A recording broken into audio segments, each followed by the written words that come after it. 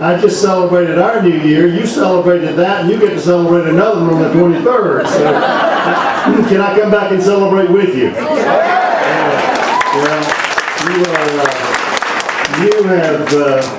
You have done wonders for my ego tonight. I asked Stella at one time, they do know I'm no longer in office, right? And you all have been so friendly and so welcoming. I haven't been received that well since Christmas with my 12 grandchildren. So thank you all very much, and it's very encouraging to be here with you. Before I begin, I'd like to congratulate and compliment the owner of this beautiful new restaurant. Where's Wendy? She was standing right over here for a second ago. And where are you, Wendy? Wendy. Here, Wendy. Congratulations. You got a beautiful facility here at the restaurant, and I know that everyone will enjoy the great meal tonight. In fact, you need to understand this. You're going to have a very short speech tonight because Jen has promised me that we're going to have dinner right after the speech. So somehow the speaker goes on and on. I promise I won't stand between you and me and dinner very long. But, it's a true delight to be here with you, truly. And speaking of Stella and the connection, many of you may know, but Stella, I first met Stella when she was a student, and she came to intern in our office, and the governor's office had several interns, but Stella worked right there directly in our front office, greeting people. And where's your husband, Stella? Where is he? He's over there. Okay. I hate to tell you this, but I just fell in love with her before you did. Everybody in our office just fell in love with Stella. It's just a magnetic personality and a very good ambassador for China and for your whole community here. And I knew that Stella was bound for great things, and as soon as we could, when she was at Kennesaw, finished her education, went to work there at the college, but I wanted to get back into state government as quickly as we could, and one of my partners now, Heidi Green, who was commissioner, also had understood Stella's qualities, and so we've become fast friends, and Stella's been a real great help, but you need to know she is quite an ambassador for the Chinese community here in Atlanta and in the state of Georgia and the Department of Economic Development. So congratulations, Stella. Thank you for your friendship. And she's very modest. She's up here. I'm not sure you all blush like we Caucasians, but she's blushing up here. It is wonderful to be with you. I really am serious about the energy that I feel when I'm in Asian groups and Asian communities like this. I really wish that your spirit, your industry, your enthusiasm, and your friendliness could rub off on some of your American neighbors here from time to time, because we, unfortunately, I think, have lost much of what you all have and display as a group, as a community, but in the business community as well. And this is what this is all about tonight, and I want to talk to you a little bit about that. In fact, you make me feel so good. It's very different from an experience I had early on in my administration. I was, you have security and you have that kind of babysit you from time to time, and I had to sneak off one day. I just need a little air. I just want to get off by myself. So I eased out the back door of my office, and they didn't know I was gone, and I was just walking across the Capitol Rotunda floor by myself. And there was this lady there, it was not in session, and the Capitol was very quiet that day. It was a single lady out there in the rotunda looking at all the sculptures and the artwork, and she looked very studious, very serious. So I walked across, and our eyes met, and I nodded and smiled at her, and she looked and kind of nodded and kind of did a double take. And then she made her way directly over to me, and came over and she said, "What's your name?" And I said, "Sonny Perdue." And she said, "As in Governor Sonny Perdue?" I said, "Yes, ma'am." She said, "Well, I declare, I'm going to go home and tell my husband, you ain't so fat." That's a true story. A lot of stories politicians tell are not true, but that one is true. Those are the kind of things that kept me humble while I was in office, because I love people. I loved it, and I think the reason I gain energy and love to be in crowds like this is because there is a transparency and a candor in your community that I really respect, and I always wanted to be approachable in our office, and it was wonderful to see international groups come in and to welcome them, and Stella was a great part of that while she was there as well, and helped to train us in that. If she were talking tonight, she'd tell you about a book I received that was in the Chinese, and I gave her a task of translating, and I think it was a pretty good thick book, so she did a wonderful job so I could read it. I can't remember the source, but I really wanted to know what the people wanted to tell me, so Stella was kind enough to translate that for me. But the business community in Georgia, I have been convinced for a long time, has been greatly enhanced by its international members, in particular those in the Asian community. You may know that we hold held an event every year after high school graduation for the valedictorian of every high school class in the state of Georgia. It was always interesting to me, and a real credit to the Chinese, particularly in the Asian community. But although the percentage of students of Asian descent would be a small minority, typically about 20 to 30% of the valedictorians coming through would be of Asian descent. That shows that you, as a community, as a culture, still value and understand the value of education in a great way. One of the biggest problems that we have in our educational society today is that U.S. parents don't care. And they don't insist that their children get an education. You all know that that's really the future, and I was always impressed by the percentage of very, very bright, smart, polite, well-mannered young Asian students coming in with very good futures and going off to great colleges. I would always challenge them to stay in our state and help to come back if they went away to help our Georgia economy. But I think Georgia's vision internationally began to change probably about the time we were preparing for the Olympics. Ever since that announcement in Japan of Atlanta, when most people in the world didn't know where Atlanta was, and then began to discover this place that we call home here in Georgia, the capital of the South, to understand the charm that it brought, the southern hospitality that it brought, but then it was good for us because it was bilateral. The world's eyes were focused on Atlanta, but it also uncovered our eyes as far as the vast world out there. As you know, well, I'll tell you this. I joined the Medicare Club on December the 20th. And if you know what age that is, I sent a friend today, on that day, I said, I joined the Medicare Club and the Hair Club today. And he said, Sonny, you look pretty healthy, but you should have joined the Hair Club a long time ago. But our eyes were open because growing up in my generation, we were literally not exposed. We had world history, but we were not literally exposed very much to the vast culture, particularly the long history of the Asian culture. We didn't study it that much in school. So it was only, I believe, people in my generation, and I think later generations, as we began to see the world as they were watching us, and we wanted to put on a good impression, like you come have people invite the world to your house, you want to have a good impression, make a good impression on them, and we did it here. And we wanted to be forever changed. And I think the Olympics were the event that helped us to begin to be changed in that.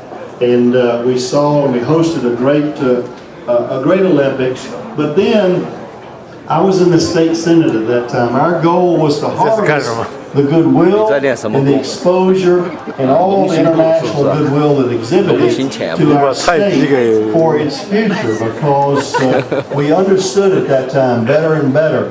There's a large, wonderful, growing world out there, and you all know it better than I do, unfortunately, because I've been limited in my international travel until I became governor of Georgia.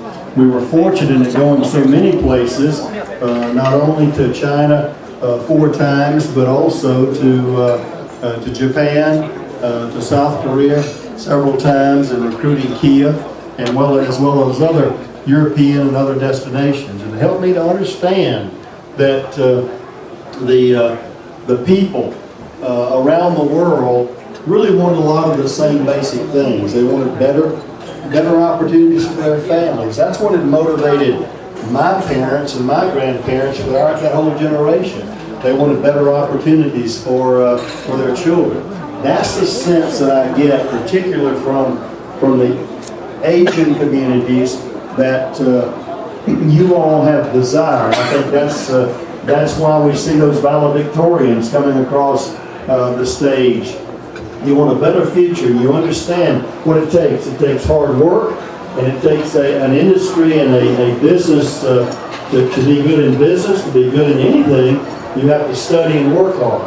And I want to applaud the community for doing that. But back to Georgia and understanding, trying how we could harvest the after effects of the Olympics.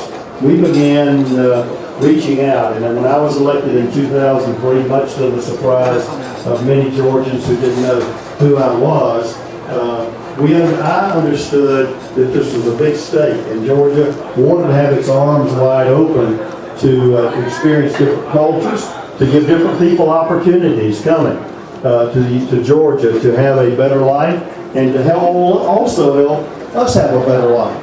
I certainly believe it was a win-win situation, because as you have come and created businesses, as you have gotten good educations and come in working in our environment, that has made Georgia economy a better economy.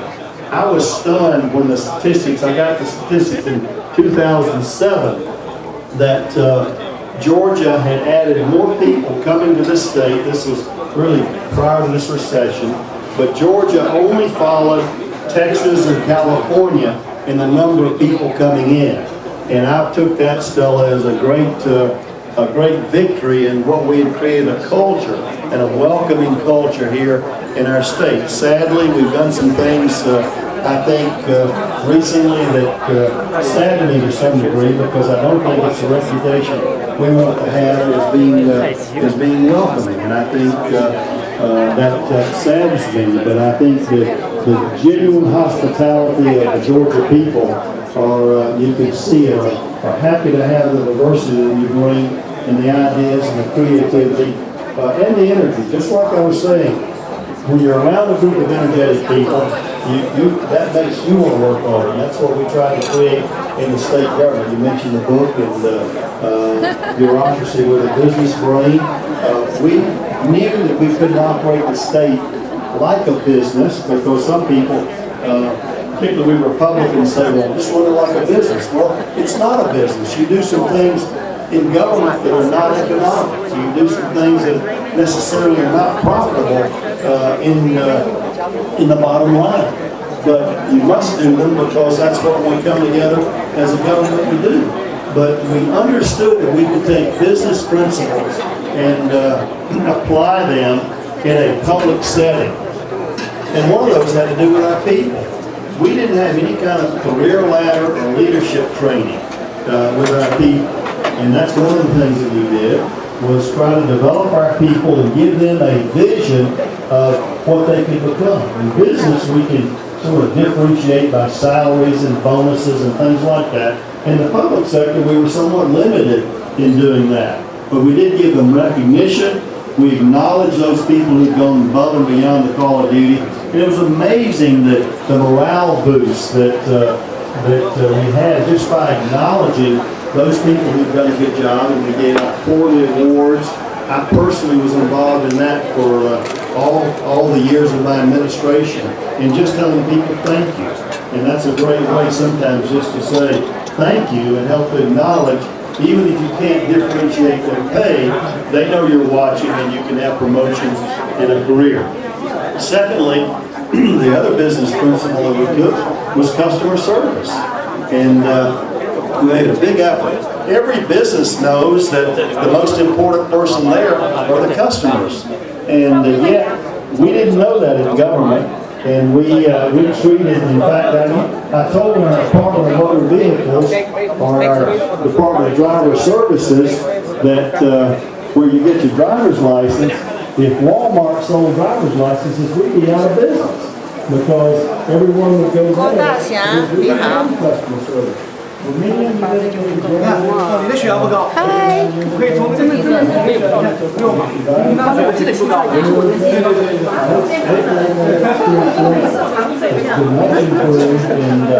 And hopefully less than 15 minutes, because we measured those things. That was the other thing, other business principle that we took in government.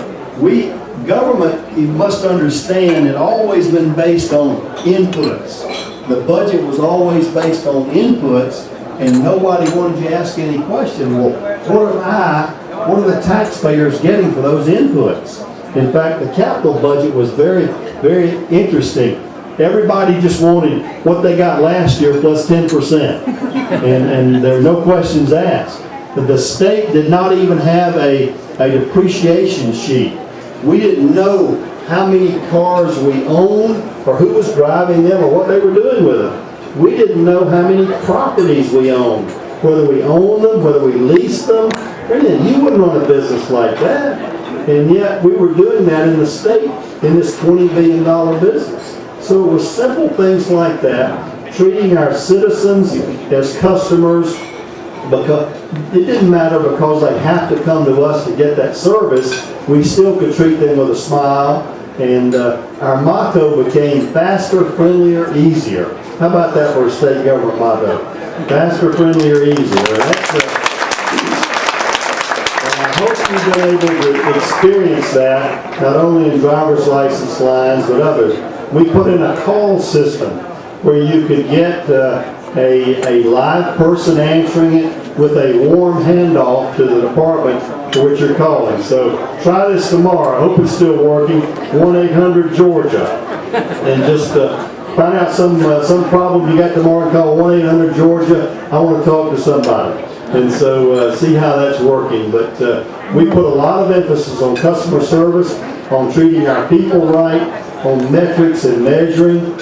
Am I sounding that stretchy? Thank you. We measure things. Government had always been an input-based, and don't ask any questions. We flipped it on outcomes. In fact, my first budget hearings, you'd have thought there were big eyes there when I would say, now, what is it that you do that we can't do without? And what if you were not here? What would we miss you? And what are you doing? And how can I tell what you're doing? These were in all of our agencies, and they got really wide, like, well, I'm just here. And it took a few years for them to get the culture that there were expectations, and we were measuring those kind of outcomes just like the business community has to measure. We know that we've got outcome measures in the private sector because we have a financial statement every year, and we see how we've done. And if we don't do so well several years in a row, we don't get a chance to do it very often or again. And we go out of business. Well, the state of Georgia is not going to go out of business, but it still can have the value that you get from a well-run enterprise. And that's what we tried to bring to the state of Georgia, was a well-run enterprise with good business principles, even though we knew that we would do some things like welfare that was not profitable, that was uneconomic, because we should do those things. We tried to be compassionate and understanding the things that we should do, but even those kind of things we could do efficiently and do well, and it made a difference. So those are some of the principles. I was asked earlier, and I was happy to sign some pictures. Some of you had some of the inaugural Shanghai trip pictures, and I remember those fondly, and I want to thank you for bringing them tonight. But I was asked, how's the private sector again? And it's better than I had remembered, actually. And when I got out of office, and by the way you all greeted me tonight, I just wondered if y'all knew I had left office. So you were so kind. To be a has-been governor, it was very, very welcoming. But I was in the private sector. Many governments, as you know, particularly state governments, they typically will be led by attorneys or lawyers. And I was, I think, fortunate to be a small business person before I was elected governor. And I never run anything as large as the state of Georgia, for sure, $20 billion budget. And but yet the skill set that you learn in small business and the kind of things that you have to do well to sustain your business, you've got to do it all. You've got to be personnel, sales, operation, accounting, and all of those kind of things to be good. So the experience as a small business person helped me to understand and ask the right questions, also to delegate and to trust people, to give them the authority. Stella will tell you, we had interns that are still in college that had real responsibility of deliverables there that we expected them to do. And what we did was, many of them would come on staff later. It was a great training ground for us to see the interns and the quality of their work, and we hired many of them later and to come to work with us to serve the state, and we were well served by them. So those business principles work, and I'm delighted to be back in the private sector. I had operational businesses when I became governor, but I told my people when I left, I said, I don't know how long I'm going to be going. When I started the campaign, I said, I may be back in a year. It might be 5 years, or it might be 9 years. As it turned out, it was 9 years.